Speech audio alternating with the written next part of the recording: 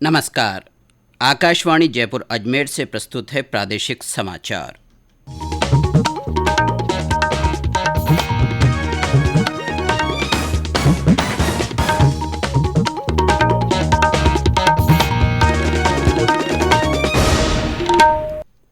मुख्य समाचार। मुख्यमंत्री अशोक गहलोत की सवाई मानसिंह अस्पताल में सफल एंजियोप्लास्टी की गई। डॉक्टरों ने कहा मुख्यमंत्री पूरी तरह स्वस्थ। प्रदेश के 6 जिलों में जिला परिषद और पंचायत समिति सदस्यों के चुनाव के दूसरे चरण का प्रचार थमा, मतदान रविवार को। राज्य में लक्षित आबादी के 62% को कोविड का पहला टीका और 20% को दोनों टीके लगाए गए। सूचना और प्रसारण मंत्री अनुराग ठाकुर ने नई दिल्ली में चित्रांजलि @75 शीर्षक से 2 प्रदर्शनियों का उद्घाटन किया। और मानसून की बेरुखी के कारण लोग गर्मी और उमस से परेशान।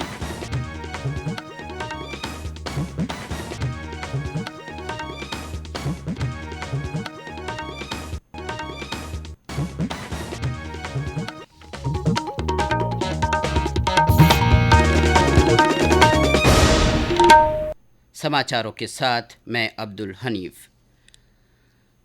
देश भर में 18 वर्ष से अधिक आयु वर्ग के लिए सरकारी केंद्रों में निःशुल्क कोविड टीकाकरण अभियान जारी है। युवाओं से आग्रह है कि टीका जरूर लगवाएं और अन्य लोगों को भी इसके लिए प्रोत्साहित करें। जब तक आवश्यक न हो घर से बाहर न निकलें और सुरक्षा के 3 सरल उपायों का पालन करें। मास्क लगाएं, 2 गज की सुरक्षित दूरी बनाए रखें, हाथ और चेहरा साफ रखें। और अब समाचार विस्तार से।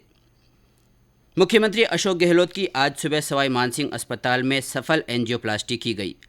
श्री गहलोत सीने में दर्द की शिकायत के बाद अस्पताल गए, जहां डॉक्टरों ने जांच के बाद उनकी एंजियोप्लास्टी करने का निर्णय लिया।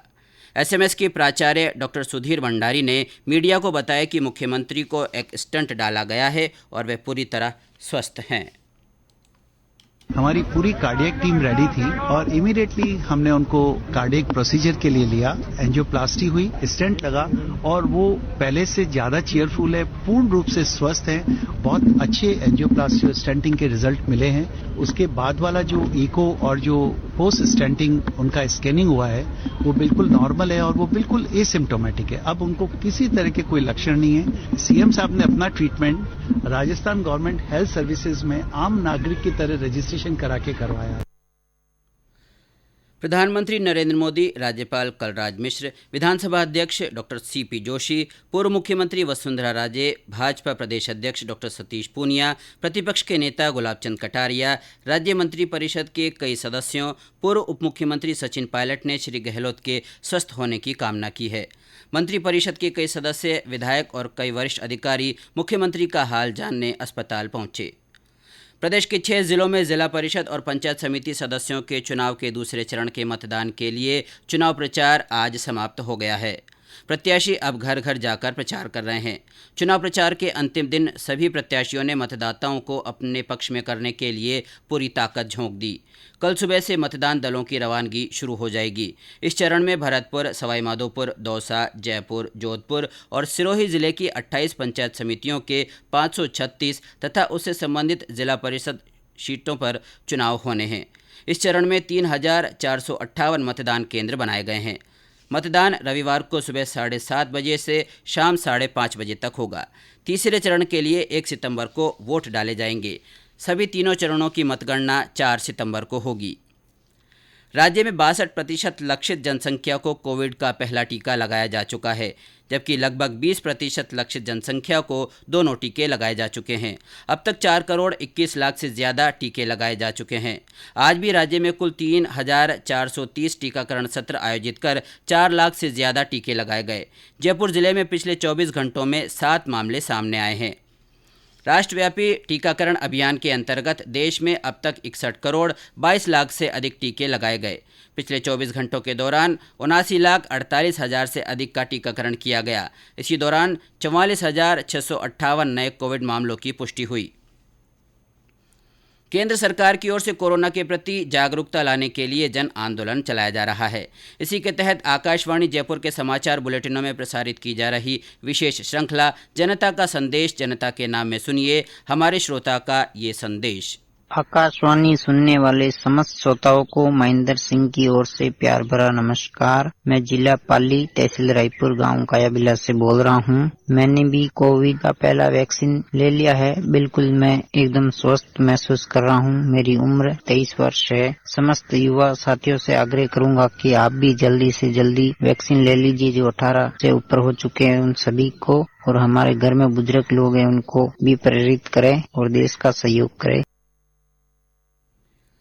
हमारे अन्य श्रोता भी कोरोना जन जागरूकता आंदोलन से जुड़ सकते हैं। जो लोग कोविड टीका लगवा चुके हैं वे भी अपना संदेश भेज सकते हैं। इसके अलावा मास्क पहनने, व्यक्तिगत स्वच्छता और साफ सफाई पर जोर देने वाले संदेश भी रिकॉर्ड कर या टाइप कर हमारे व्हाट्सएप नंबर 9414052368 पर भेजे जा सकते हैं।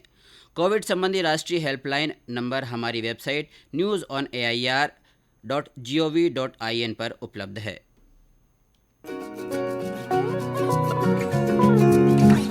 समझो बहना भाई,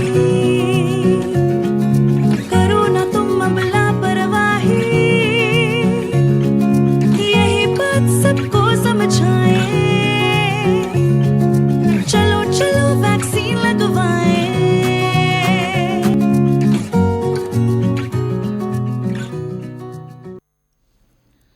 ये समाचार आकाशवाणी जयपुर अजमेर से प्रसारित किए जा रहे हैं। प्रादेशिक समाचार बुलेटिन आप हमारे ट्विटर हैंडल @AIR_News_जयपुर, फेसबुक पर AIR न्यूज़ राजस्थान और यूट्यूब पर राजस्थान AIR न्यूज़ पर भी सुन सकते हैं।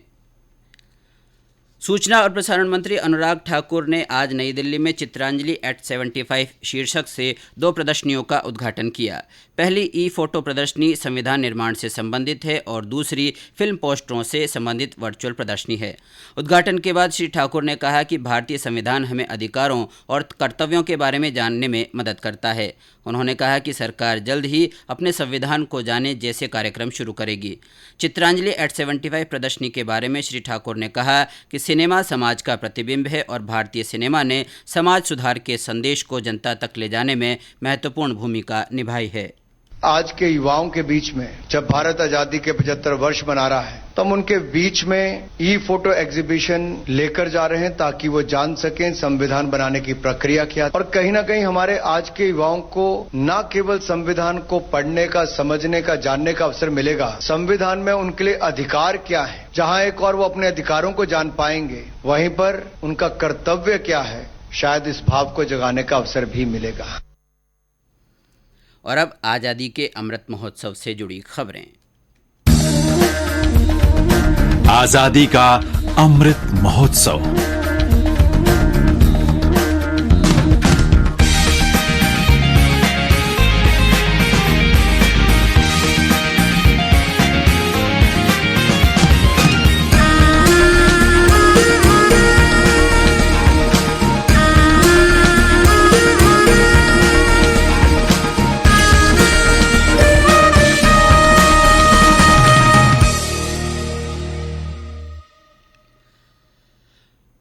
सूचना और प्रसारण मंत्रालय भारत सरकार की ओर से भीलवाड़ा जिले की बिजोलिया पंचायत समिति मुख्यालय पर आज़ादी का अमृत महोत्सव के तहत आज दूसरे दिन फिट इंडिया फ्रीडम रन के साथ मोटरसाइकिल रैली, नए भारत की बदली तस्वीर पर चित्रकला प्रतियोगिता तथा रंगोली के अलावा मौखिक प्रश्नोत्तरी प्रतियोगिता का आयोजन किया गया। आज़ादी का अमृत महोत्सव के तहत आकाशवाणी जयपुर के समाचार विभाग की ओर से आयोजित हो रही प्रश्नोत्तरी प्रतियोगिता में आज का सवाल था, 1947 में मारवाड़ क्रांति संघ की स्थापना में प्रमुख भूमिका निभाने वाले स्वाधीनता सेनानी का नाम क्या था। इस सवाल का सही जवाब श्रोता नहीं दे सके। राजस्थान राज्य अभिलेखागार बीकानेर के अनुसार इसका सही जवाब है उमंगराज मोहनोत। इस बारे में और जानकारी समाचार कक्ष से। जोधपुर के प्रमुख स्वतंत्रता सेनानियों में शामिल उगमराज मोहनोत को स्वतंत्रता आंदोलन में भाग लेने की प्रेरणा मारवाड़ लोक परिषद से मिली। मारवाड़ हुकूमत आंदोलन के अंतर्गत ये वानर सेना के सैनिक थे। इन पर भारत सुरक्षा अधिनियम के अंतर्गत और हत्या के राजनीतिक अभियोग लगे। इन्होंने जेल में भी अत्याचार का विरोध किया। उगमराज मोहनोत ने अपने देशभक्त साथियों के साथ सन 1947 में मारवाड़ क्रांति संघ की स्थापना की, जेल से रिहा होने के बाद उगम राज ने ME LLB की। श्री मोहनोत की संवेदना बाल श्रमिकों के साथ थी। आकाशवाणी समाचार कक्ष के लिए मैं रितिका गुप्ता। प्रतियोगिता के तहत अगला सवाल मंगलवार 31 अगस्त को प्रातःकालीन बुलेटिन में पूछा जाएगा। राज्यपाल कलराज मिश्र ने आज राजभवन से 2 मोबाइल प्रदर्शनी वैन को हरी झंडी दिखाकर रवाना किया। इन प्रदर्शनी गाड़ियों के जरिए कोविड से बचाव के लिए टीका लगवाने के बारे में जानकारी दी जाएगी। प्रादेशिक लोक संपर्क ब्यूरो की अपर महानिदेशक प्रज्ञा पालीवाल गौड़ ने बताया कि गाड़ियां जयपुर से झालावाड़ और श्रीगंगानगर की ओर 30-30 दिन के लिए चलाई जाएंगी। इसके जरिए जयपुर, कोटा, अजमेर, भरतपुर और बीकानेर संभाग में लगभग 200 स्थानों पर प्रचार और सांस्कृतिक कार्यक्रम आयोजित किए जाएंगे। इसके अलावा इन गाड़ियों के माध्यम से आज़ादी की लड़ाई की प्रदर्शनी भी लगाई जाएगी। राज्यपाल ने आज ही प्रादेशिक लोक संपर्क ब्यूरो की ओर से लगाई गई आइडिया वॉल पर भी हस्ताक्षर कर इसका उद्घाटन किया।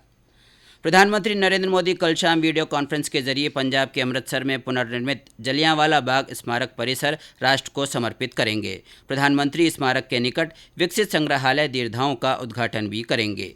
इस कार्यक्रम के जरिए स्मारक परिसर को उन्नत बनाने के लिए सरकार द्वारा किए गए विभिन्न विकास उपायों को भी उजागर किया जाएगा। प्रधानमंत्री नरेंद्र मोदी रविवार को आकाशवाणी से मन की बात कार्यक्रम में अपने विचार साझा करेंगे। प्रधानमंत्री ने इस कार्यक्रम की अगली कड़ी में शामिल किए जाने वाले विषयों पर भी सुझाव मांगे हैं। श्रोता अपने विचार नमो ऐप और MyGov ओपन फोरम पर भेज सकते हैं। टोल फ्री नंबर 1800117800 पर अपने संदेश हिंदी और अंग्रेजी में रिकॉर्ड करा सकते हैं। फोन लाइन कल तक खुली रहेगी। राज्यपाल कलराज मिश्र ने कहा है कि तकनीकी शिक्षा से जुड़ी पाठ्य सामग्री अंग्रेजी के साथ साथ हिंदी और स्थानीय भाषाओं में भी तैयार करवाई जाए। उन्होंने स्थानीय आवश्यकताओं के अनुरूप विद्यार्थियों में तकनीकी कौशल और दक्षता विकास के लिए प्रयास किए जाने पर बल दिया है। राज्यपाल राजस्थान तकनीकी विश्वविद्यालय कोटा के नवनिर्मित भवनों, लैब और अन्य सुविधाओं के लोकार्पण समारोह को आज राजभवन से ऑनलाइन संबोधित कर रहे थे। राज्यपाल ने कहा कि तकनीकी शिक्षा के महत्व को देखते हुए नई शिक्षा नीति में इसकी गुणवत्ता और व्यावहारिक प्रसार पर विशेष ध्यान दिया गया है। प्रदेश में बीते कई दिनों से बारिश नहीं होने के कारण लोग उमस और गर्मी से परेशान नजर आ रहे हैं। राज्य के ज़्यादातर जिलों में दिन का तापमान 32 डिग्री से ऊपर, वहीं रात का तापमान 22 से 26 डिग्री सेल्सियस के करीब बना हुआ है। मौसम विभाग के अनुसार कल भी मौसम पूरी तरह शुष्क रहेगा। रविवार से फिर से मानसून के सक्रिय होने के आसार हैं। विभाग के अनुसार रविवार को भरतपुर, जयपुर, अजमेर, उदयपुर और कोटा संभागों में कहीं कहीं हल्की से मध्यम वर्षा होने की संभावना है। और अंत में मुख्य समाचार एक बार फिर। मुख्यमंत्री अशोक गहलोत की सवाई मानसिंह अस्पताल में सफल एंजियोप्लास्टी की गई। डॉक्टरों ने कहा मुख्यमंत्री पूरी तरह स्वस्थ हैं। प्रदेश के 6 जिलों में जिला परिषद और पंचायत समिति सदस्यों के चुनाव के दूसरे चरण का प्रचार थम गया है। मतदान रविवार को होगा। राज्य में लक्षित आबादी के 62% को कोविड का पहला टीका और 20% को दोनों टीके लगाए जा चुके हैं।